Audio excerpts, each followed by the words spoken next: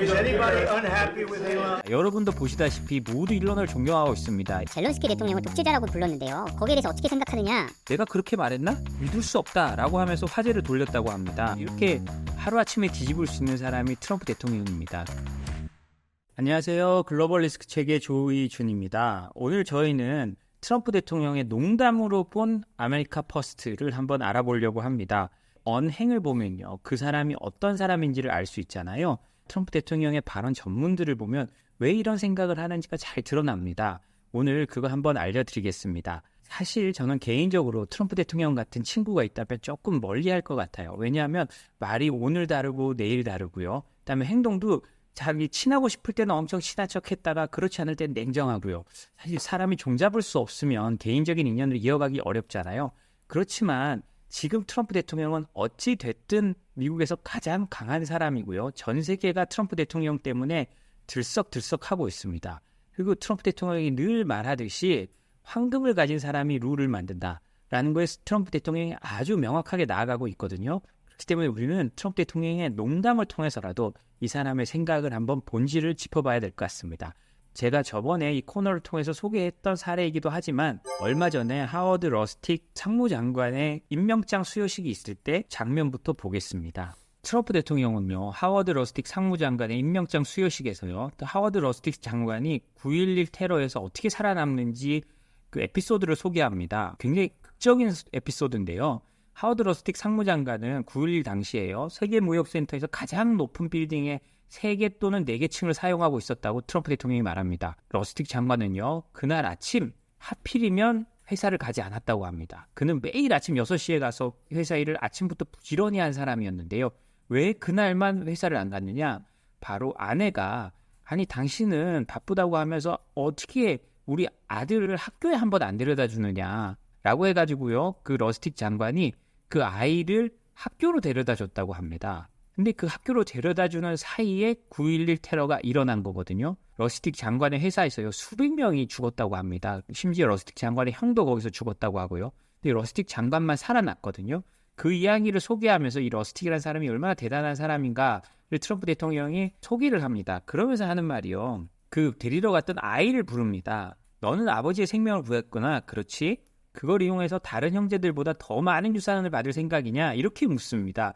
사실은 우리나라에서는 그런 비극을 가지고 네가 유산 더 받으려고 그랬지, 너 때문에 아버지 살았으니까 유산 더 받아, 이렇게 말을 하는 거는 특히 공식적인 석상에서는 좀 부적절하잖아요. 한국에서는 이거에 농담일까 싶기도 해요. 그런데 미국에서는 사람들이 굉장히 많이 웃고 여기에 대해서도 뭐 하여튼 큰 문제 제기도 없었습니다.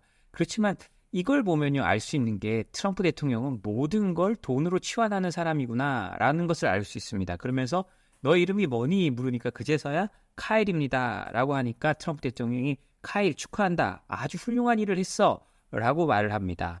그리고요, 트럼프 대통령이 강요회에서 한 농담과 좀 과장스러운 발언을 한번 알아보겠습니다.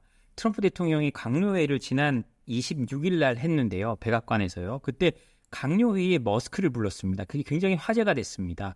머스크가 과연 강요회의에 들어갈 자격이 있느냐를 가지고 논란이 있었는데요. 그 자리에서 트럼프 대통령이 한 얘기입니다. 한 기자가 트럼프 대통령에서 이렇게 질문을 합니다. 트럼프 대통령께서 오늘 투소셜에서 게시물을 올렸었는데 내각의 모든 사람들이 당신을 지지한다고 하셨습니다.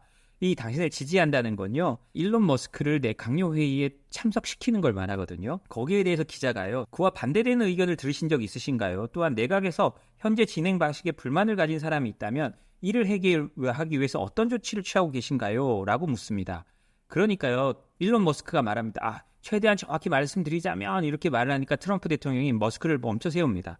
잠깐만요, 먼저 그러면 내각의 의견을 한번 들어보도록 합시다.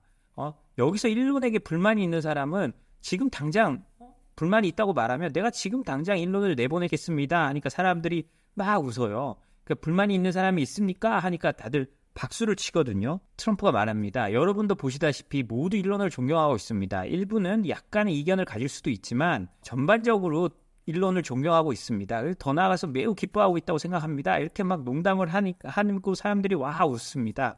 이런 것처럼 트럼프 대통령은 자신의 공경에 빠진 것도 이렇게 분위기를 몰아가면서 농담 같은 것을 자신의 주장을 정당화시키는 데 사용합니다. 이게 트럼프 대통령의 전형적인 수법인데요. 저번에 트럼프 대통령이 행정명령으로 종이빨대를 퇴출시키는 행정명령을 썼습니다. 종이빨대가 아니라 플라스틱 빨대를 써야 된다는 행정명령을 했는데 그때 트럼프 대통령이 이렇게 말합니다. 우리가 플라스틱 빨대 쓴다고 상어들이 먹이 먹는데 별 문제가 있을 게 아닙니다. 라고 말을 하거든요. 이거는 굉장히 그 바이든이나 예전에 그 민주당이 했던 약간 PC주의를 비꼬는 말입니다. 이거는 뭐 종이빨대를 쓰게 된 가장 큰 원인이요. 유튜브에 있는 한 영상 때문인데요. 큰 바다거북이 코에 플라스틱 빨대가 꽂혀 있는 게 있습니다. 그게 꽂혀 있으면서 그걸 빼기 위해서 어마어마하게 노력하는데 빼면서 코에서 엄청난 피가 흘러내리거든요.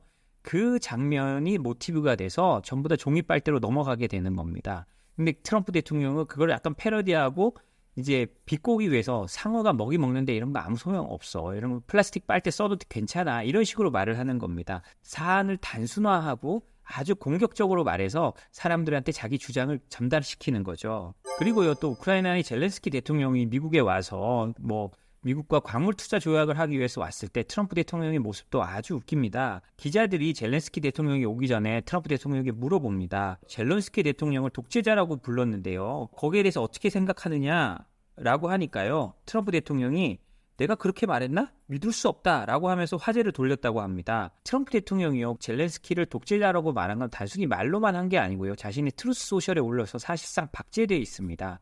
그런데도 내가 그런 말 한 적이 있나?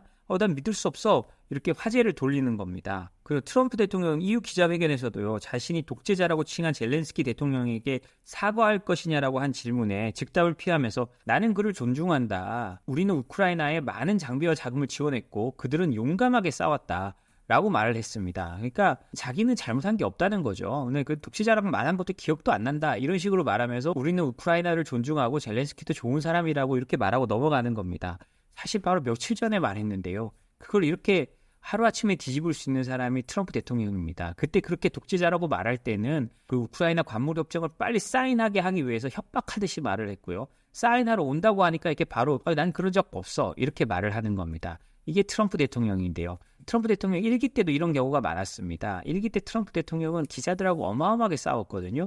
매일 가짜 뉴스라고 하고 너 어디 출신이냐, 네가 국민의 적이다 이런 식으로 엄청 몰아붙였어요.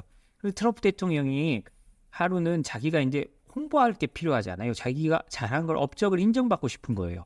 그래서 뉴욕타임스, 트럼프 대통령의 앙숙이라고 할 수 있죠. 뉴욕타임스, 워싱턴 포스트 이런 백악관 출입 기자들한테 전화를 합니다.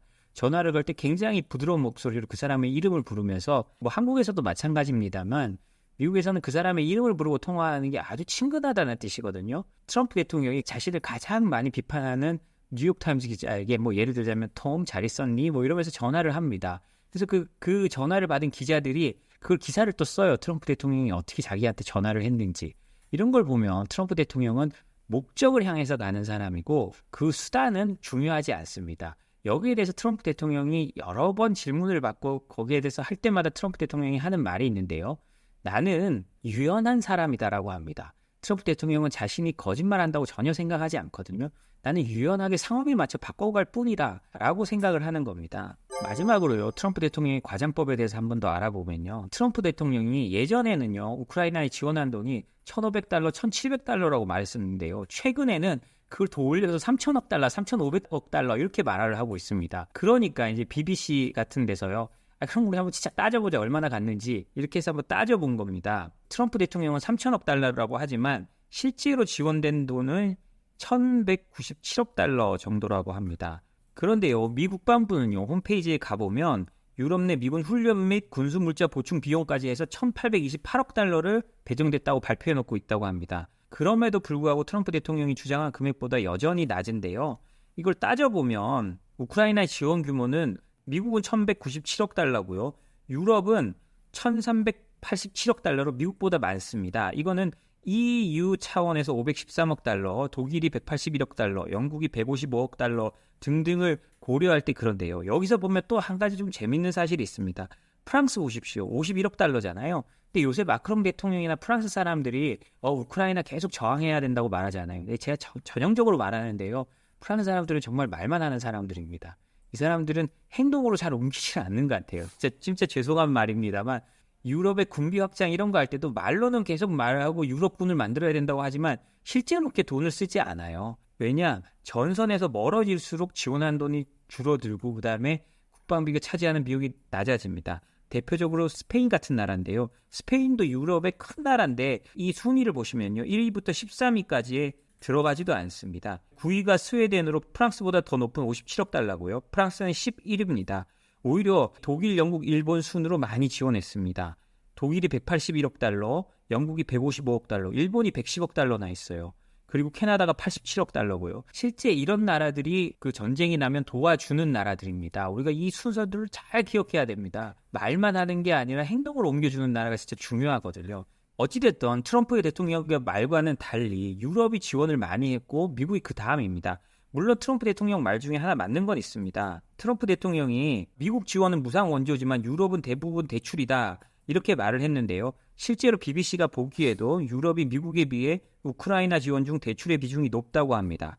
그러나 EU의 주장에 따르면 유럽의 우크라이나 지원 중 35%만이 대출이고 나머지는 무상 지원이라고 합니다. 이거는 EU에서 정의하는 원조의 범위가 넓어서 생기는 거라고 하는데요.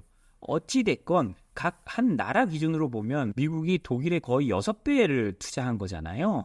우크라이나에요.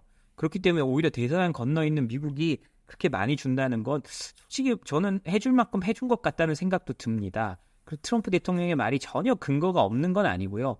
그렇지만 많이 부풀려서 트럼프 대통령이 과장하고 있다는 것은 사실인 것 같습니다. 트럼프 대통령의 화법으로 트럼프 대통령이 어떤 사람인지를 좀 알아갔으면 좋겠다는 뜻에서 전해드렸는데요. 트럼프 대통령은 트럼프 대통령의 말의 수치나 그 말의 정확한 의미, 정의 이런 거에 빠져들면 안 되는 사람입니다. 기존의 정치인들과 좀 다르거든요. 그 말은 그냥 말 그대로 듣고 이 사람이 진짜 노리는 게 뭔지를 먼저 살펴보는 것이 중요하다고 생각합니다. 오늘 준비한 소식은 여기까지입니다. 저희 소식이 도움이 됐다면 구독과 좋아요, 알림 설정 부탁드립니다. 감사합니다.